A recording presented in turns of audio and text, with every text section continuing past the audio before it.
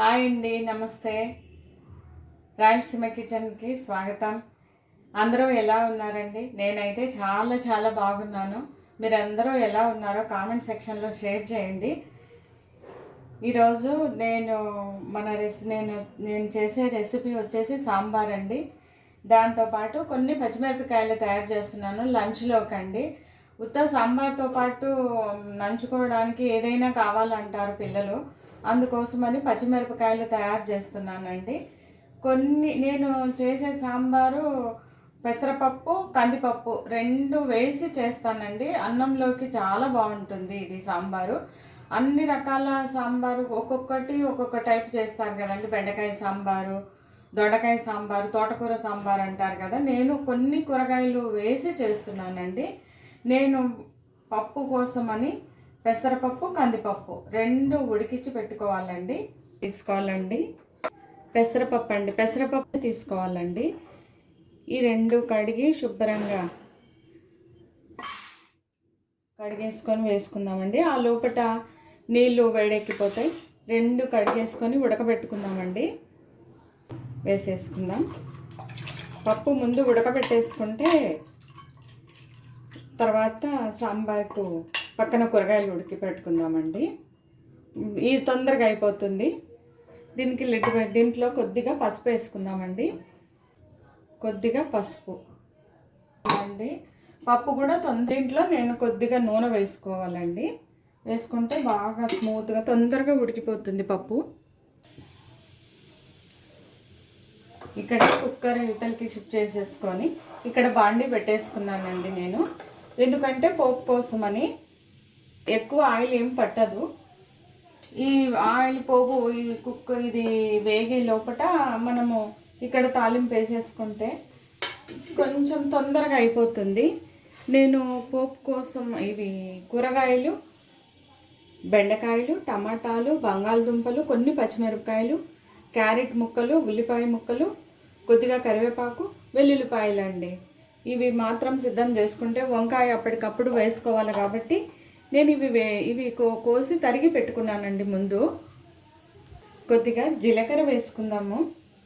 ఇదిగోండి, మీకు పోపు ఎట్లా నచ్చితే అట్లా వేసుకోవచ్చు. నేను ఆవాలు తినను కాబట్టి ఆవాలు వేసుకోలేదు. చాలామందికి ఆవాలు ఇష్టం కాబట్టి ఆవాలు వేసుకుంటారు. నేను జీలకర్ర మాత్రం వేసుకున్నాను. వెల్లుల్లిపాయలు వేసుకుందాము. ఇప్పుడు ఇష్టమైతే వేసుకోవచ్చు, లేదంటే వద్దండి. నేను వెల్లుల్లిపాయలు వేసుకున్నాను. దాంతోపాటు కొద్దిగా కరివేపాకు, కొద్దిగా పచ్చిమిర్చి, ఇవన్నీ వేగే లోపల వెల్లుల్లిపాయలు అండి. ఇవన్నీ కొద్దిగా వేయించేసుకొని రైస్లోకి చాలా బాగుంటుందండి. కొద్దిగా అట్లున్నాయి, నీళ్ళు పైకి వస్తున్నాయి. రంగు మారిపోయిందండి ఇక్కడ ఇది. ఇప్పుడు బెండకాయలు, టమాటా ముక్కలు, బంగాళదుంప ముక్కలు, క్యారెట్ ముక్కలు, వంకాయ ముక్కలు అండి. ఇదిగోండి కొద్దిగా మెంతికూర అండి.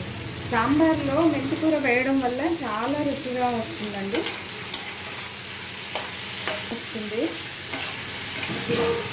నేను ఎక్కువ వాడతాను మెంతికూర, అందువల్ల వేసాను. వద్దంటే వేరే వాళ్ళకి కొంతమందికి ఇష్టం ఉండదు, వాళ్ళు స్కిప్ చేయొచ్చండి. దీంట్లో కొద్దిగా ఉప్పు వేసుకుందాం. ఉప్పు అండి తగినంత. ఈ కూర ముక్కలకి సరిపోయినంతే వేసుకున్నాను నేను. తర్వాత పప్పు వేసిన తర్వాత సరిపోయినంత ఉప్పు వేసుకుందాం.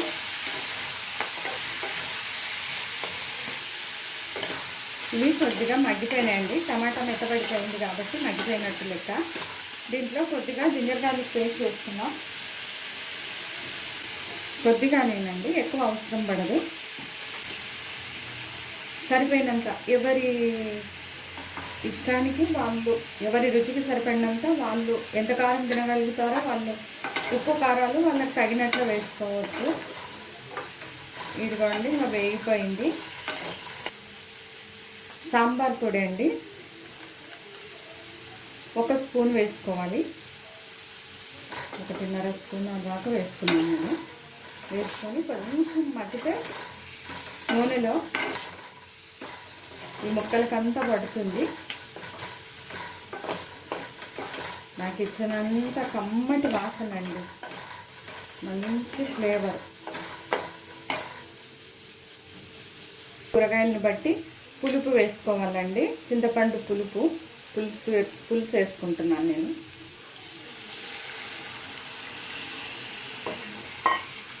ఎవరు ఎంత పులుపు ఇష్టపడతారో ఆ లెక్కన చూసుకొని వేసుకుంటే సరిపోతుంది.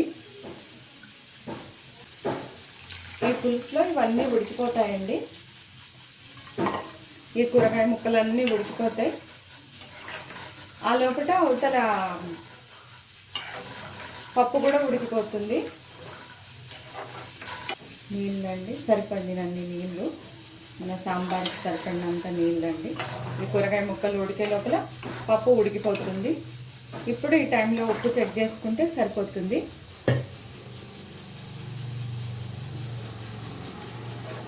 చాలా బాగుందండి,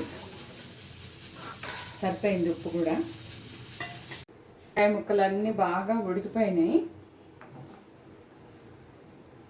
ఉడికిపోయిన పప్పు అండి ఇప్పుడు వేసేసుకుందాం.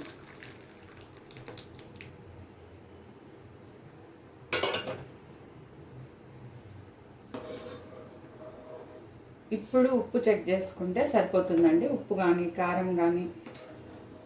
ఇప్పుడు ఇంకా పోపు ఏం పెట్టక్కర్లేదు. ఇంకా అది సిమ్లో ఉంచేసుకుంటే ఉడికిపోతుంది. అదే ఉడకడం స్టార్ట్ అయింది కదా, బాగా ఉడికిపోతుంది కదండి. ఇంత బెల్లం ముక్క అండి, ఎక్కువ అవసరం లేదు. ఇది మనము అన్నంలోకి తీసుకుంటున్నాం కాబట్టి ఎక్కువ అవసరం లేదు. అన్ని రకాల టిఫిన్స్కి అయితే కొంచెం తీయగా ఉంటే బాగుంటుంది. బాగా తెల్లుతుంది చూడండి. ఇంకా అయిపోయింది సాంబారు. కొత్తిమీర వేసుకొని దించేసుకున్నా. ఇంకా అయిపోయింది ఇది సాంబారు. నేను పచ్చిమిరపకాయలు చేసుకుంటా అండి. ఇంక ఇప్పుడు ఈ సాంబార్ అయిపోయింది కాబట్టి ఇటు పక్కకి షిఫ్ట్ చేసేసుకుంటే ఇక్కడ పచ్చిమిరపకాయలు అండి. ఇవి ఇలా నిలువుగా చీల్చుకోవాలి.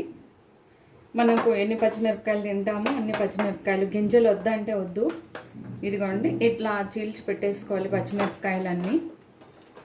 ఇవి బాగా కడిగేసుకొని పక్కకు పెట్టేసుకుంటే సరిపోతుంది. ఇది ఒకటి. పచ్చిమిరపకాయల కోసమని కొద్దిగా పల్లీలండి. చాలా పచ్చిమిరపకాయలకు నేను ఒక 20 దాకా పచ్చిమిరపకాయలు తీసుకున్నా కాబట్టి ఈ పచ్చిమిరపకాయలు చాలు. ఇవి కొద్దిగా దూరగా వేయించేసుకుందాం. ఈ సాంబార్ అన్నానికి, పప్పుచారు అన్నానికి కానీ దేనికైనా ఇట్లా పచ్చిమిరపకాయలు కానీ ఏవైనా సైడ్కి ఉంటే తినబుద్ధి అవుతుంది కదా. ఇదిగో చూడండి, కొంచెం వేగితే చాలు. పౌడర్ చేసి పెట్టుకోవాలండి దీన్ని. పచ్చిమిరపకాయలలో మసాలా కోసమని ఇవి వేగిపోయినాయి, పక్కకు తీసేసుకున్నాం. దీంట్లో నూనె అండి. ఇది పెద్ద స్పూనే కాబట్టి కొద్దిగా నూనె ఎక్కువే పడుతుంది. పచ్చిమిరపకాయలు వేసుకుందాం. నిలువుగా చీల్చి పెట్టుకున్న పచ్చిమిరపకాయలు.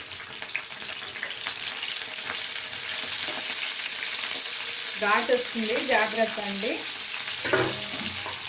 ఇది కొంచెం ఉప్పు కొద్దిగా ఉన్న తర్వాత వేసేసుకుందాం. అంతలోపల ఇవి పల్లీలను పౌడర్ వేసేసుకున్నామండి. ఇవి వేగుతూ ఉంటాయి. మిక్సీ జార్లో అండి మనం ముందుగా వేయించి పెట్టుకున్న పల్లీలు వేయించుకున్నాం కదండి, ఈ పల్లీలు వేసుకోవాలి. కొద్దిగా జీలకర్ర అండి, చింతపండు అండి, చిన్న ఒక అంగుళం ముక్క. ఇది పప్పుల పొడి అండి, నేను ముందుగానే మిక్సీ చేసి పెట్టుకున్నా. ఇదిగోండి, ఇది 1 స్పూన్ దాకా వేసుకోవాలండి. దీనికి సరిపడినంత, ఈ పొడికి సరిపడినంతే ఉప్పు అండి. ఎందుకంటే దాంట్లో వేసేస్తాను ఉప్పు. ఇది మిక్సీ వేసేసుకున్నామండి పౌడర్. ఇదిగోండి ఇవి వేగిపోతున్నాయి. కొద్దిగా ఘాటు వస్తుంది, జాగ్రత్తగా ఉండాలి. కానీ కమ్మగా ఉంటాయి, ఎంత అన్నమైన తింటారు. పిల్లలకి పెద్దలకి ఎవరికైనా నచ్చుతుందండి ఇది.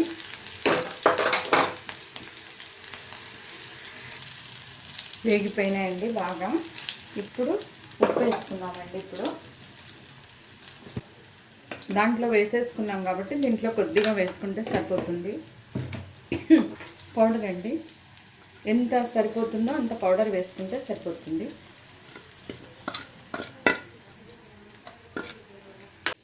అయిపోయింది, రెండు తయారైపోయినాయండి.